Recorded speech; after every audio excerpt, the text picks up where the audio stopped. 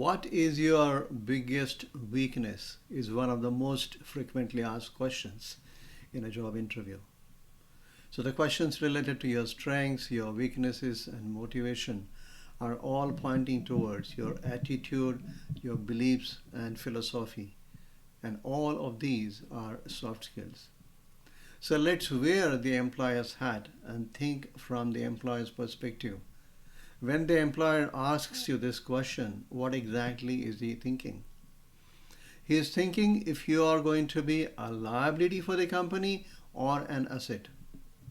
And if the proportion of you being an asset or liability or asset to liability for the company is asset 60%, liability 40%, or asset 70%, liability 30%, or asset 80% and liability 20%.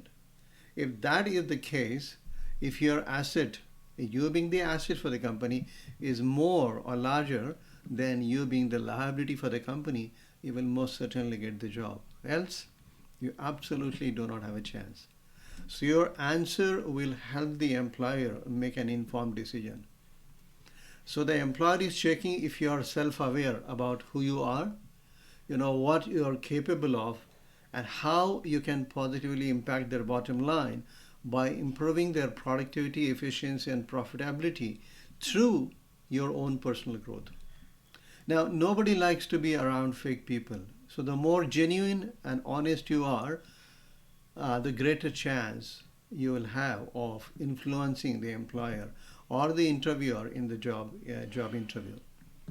So the first step to answering this question is what I call as the 3 A's of transformation, which is awareness, acknowledgement, and action. Awareness, acknowledgement, and action. These are the 3 things which you need to understand and know. So here is my 3-step formula to handle what is your weakness question more effectively and more impressively. So there are 3 steps that I want you to clearly understand. The first step is awareness. So when you talk about awareness, your sentence should begin with something like, my weakness is, which means you are aware of what your weakness is.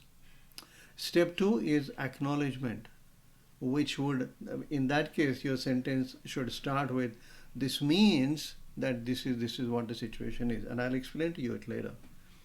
And the third step is action. And when you talk about action, you simply say, however, and then you continue with the sentence.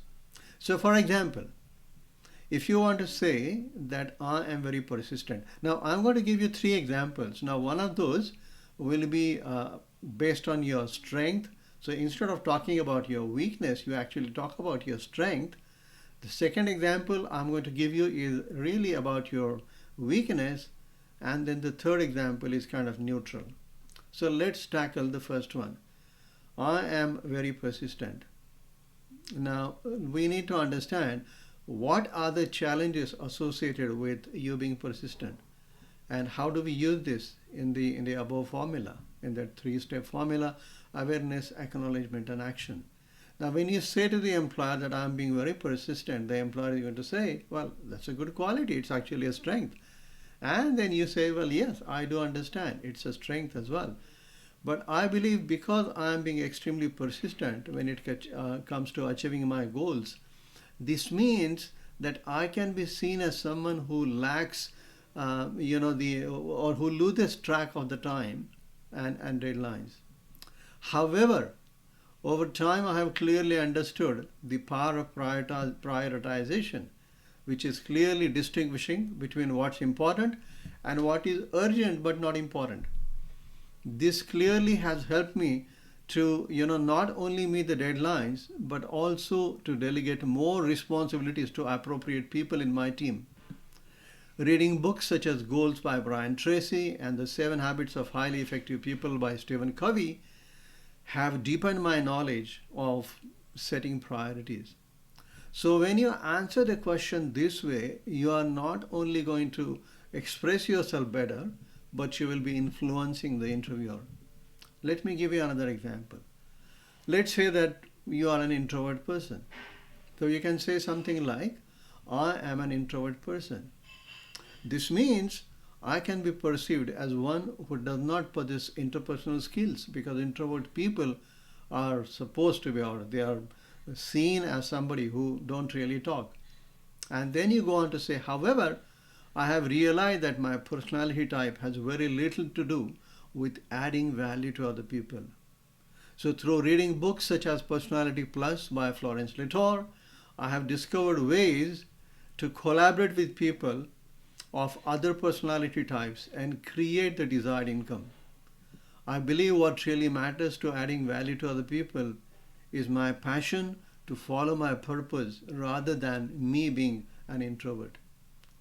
You see which way I'm heading? Now let me give you a third example as well. The third example is, I cannot say no when I don't want to say yes. So what does this mean? This means I am either putting enormous pressure on myself, or I am over-promising and under-delivering. And they both are equally damaging or equally unacceptable. However, after reading books such as The Coaching Habit and many other books, I have learned to successfully overcome that particular challenge. Now, just on this piece, the last piece here, let me tell you that I have put together a video on the YouTube channel of Career Launch Australia about how to say no when you don't want to say yes. So you might want to watch that video as well.